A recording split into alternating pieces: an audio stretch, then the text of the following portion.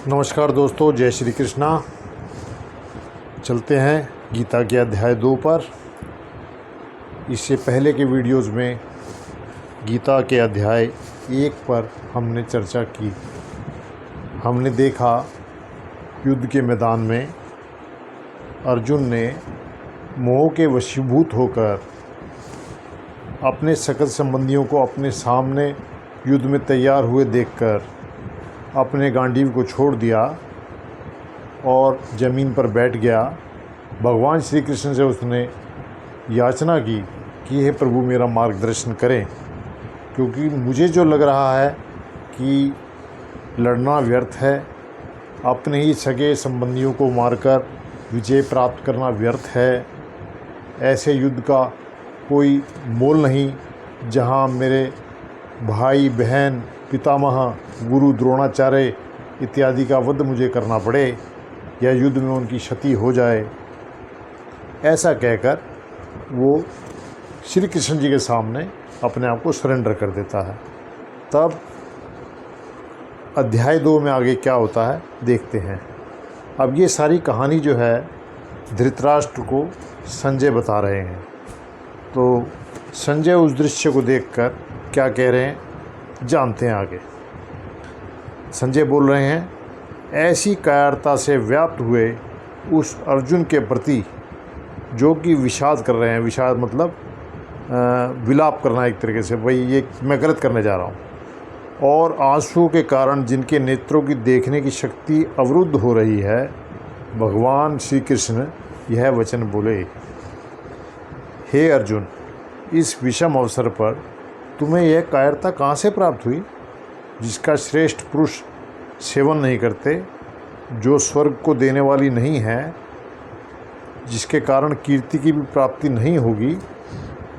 हे अर्जुन, इस नपुंसकता को प्राप्त मत करो, क्योंकि तुम्हारे लिए उचित नहीं है। हृदय की तुच्छ दुर्बलता का त्याग करो और युद्ध के लिए खड़े हो जाओ।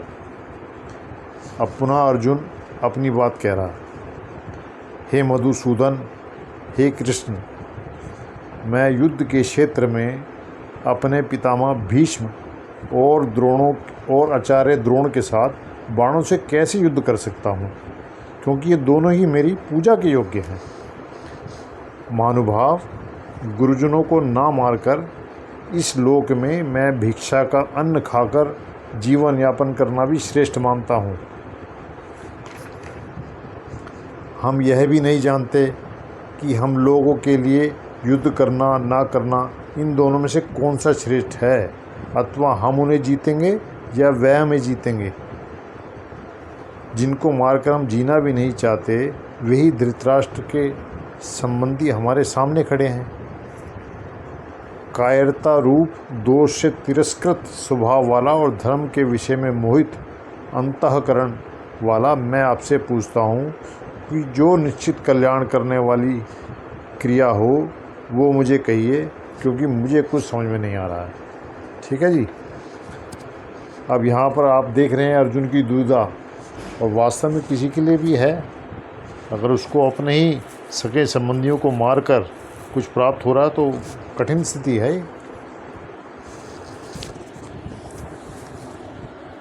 अब इसमें देखने वाली बात यह है कि आगे भगवान कृष्ण उसको कैसे लाइन भर लेके आते हैं।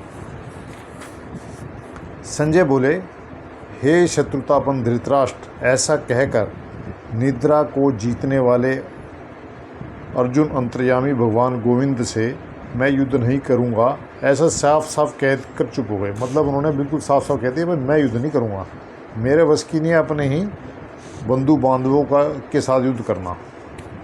हालांकि अर्जुन ने इससे पहले उनको, भगवान कृष्ण ने उनको कहा, भैया तुम्हारे अंदर एक कायरता कहाँ से आ गई कि तुम युद्ध नहीं करना चाहते। लेकिन फिर अर्जुन ने अपना जो है पक्ष रखा कि भैया मेरे जो हैं पितामह भीष्म हैं, आचार्य द्रोण हैं, जिनसे मैंने शिक्षा ली है, तो उनके साथ मैं कैसे युद्ध कर सकता हूँ, आप खुद ही बताओ। अब भगवान कृष्ण के वचन सुनिए आगे वो क्या कह रहे हैं। और उनके चेहरे पर कोई विषाद का भाव नहीं है, वो उनका मुखमंडल बिल्कुल संतुलित है, बल्कि कुछ ना कुछ हंसते हुए बोल रहे हो। हे भरत वंशोद्धव, धृतराष्ट्र दोनों सेनाओं के मध्य भाग में विषाद करते हुए उस अर्जुन के प्रति हंसते हुए भगवान ऋषिकेश, भगवान कृष्ण के नाम भगवान ऋषिकेश यह बोले। ये बात जो है संजय ने धृतराष्ट्र को कही है कि हे भरत वंशोद्धव धृतराष्ट्र। आपको ये लग रहा होगा कि कहाँ से आ गए धृतराष्ट्र बीच में, तो ये बता रहे हैं ना संजय उनको, तो बीच में ये लाइन आई है। अब भगवान क्या कह रहे हैं वो सुनिए। तुमने शोक ना करने योग्य चीज़ों के लिए शोक किया है और विद्वता की बातें कह रहे हो, परंतु जिनके प्राण चले गए हैं उनके लिए और जिनके प्राण नहीं गए हैं उनके लिए पंडित लोग शोक नहीं करते। ऐसा भगवान श्री कृष्ण ने श्लोक में कहा है। अशोच्यान्नवशोचस्तत्वं प्रज्ञावदांश्च भाष्यसे गता सून गतासुश्च नानुशोचन्ति पंडिता।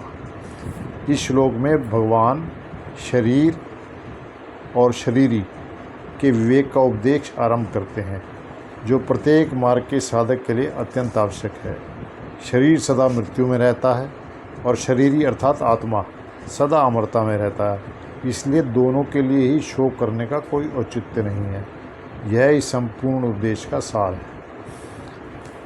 चलिए आज ये श्लोक 11 नंबर हमारा समाप्त हुआ द्वितीय अध्याय का। आज इसको यहीं तक रखते हैं, आगे पुनः मिलेंगे। सभी को जय श्री कृष्णा। आप मेरी बात से सहमत हों तो कृपया मेरे चैनल को शेयर करें, सब्सक्राइब करें।